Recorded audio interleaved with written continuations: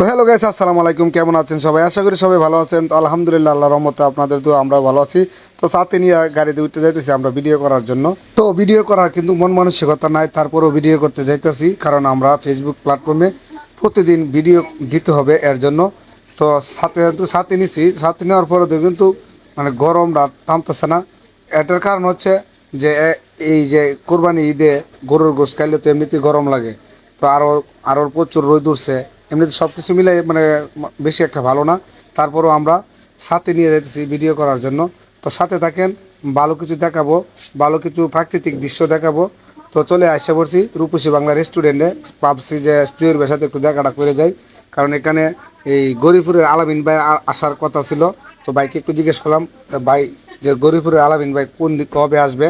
তো ভাই বলছে যে আসবে কিছুদিন পর। এখন ঈদের ঝামেলা আমি সামলাতে পারবো না, এর জন্য আলামিন ভাইকে না করছি। তো কিছুদিন পর আলামিন ভাই আমাদের এখানে আসবে আলহামদুলিল্লাহ।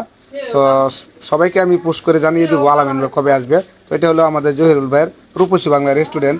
তো এখানে আসলে আসলে খুব ভালো লাগে। আমরা যদি অন্য জায়গায় ভিডিও করতে যাই তাহলে এই জায়গাটা মানে উঠতে যাই, কারণ এই জায়গাটাতে আসলে রেস্ট নিলে বসলে খুব ভালো লাগে।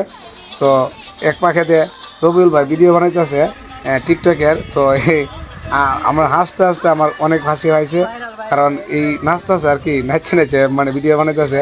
তো এটা কতক্ষণ উপভোগ করলাম, একটু বিনোদন করলাম।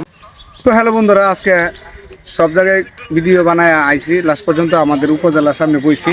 যে রবিউল ভাই, রাকিব, ওরা ভিডিওর কাজ করতেছে। তো আজকের ব্লগটা এই পর্যন্তই। সবাই ভালো থাকবেন, সুস্থ থাকবেন। ধন্যবাদ সবাই।